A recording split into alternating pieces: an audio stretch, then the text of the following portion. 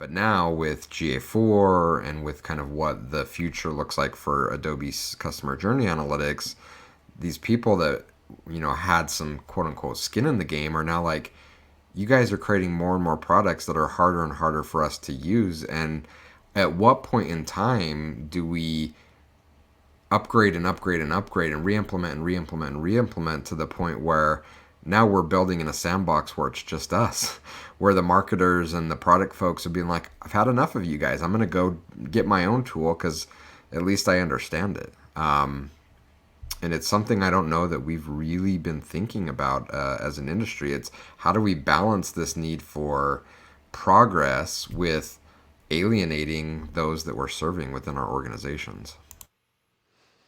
Yeah, I'm definitely seeing that too, and I'm starting to see this growing trend of. I mean, we saw it before where people were struggling to prove the value of analytics, um, but it felt like at the time, at least the implementers, the analysts, those running the program saw the value. They were struggling to prove the value outside of the organization. I'm starting to see this trend where even the analysts and the implementers are like, dude, what's the value of this tool? I can't even find it. I mean, if we get there, we have a big problem. Yeah, it's starting. It's something that I'm starting to see.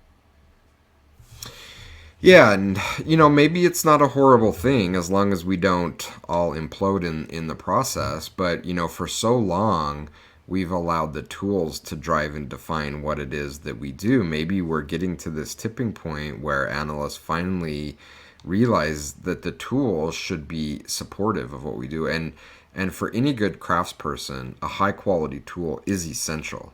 So I'm not saying that these tools are not an important part of our craft. They are critically important to our craft.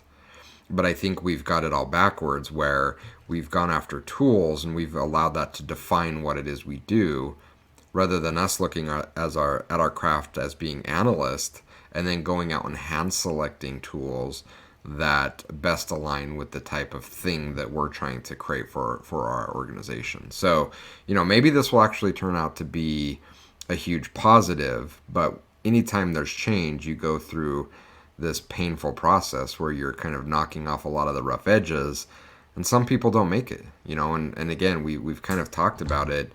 The analytics teams have been under incredible scrutiny since early 2020, really in 2021, and I haven't seen it let up. And so, if this is going to be emerging out this other side better, it's been incredibly painful, and I still think we have some big storms still to weather.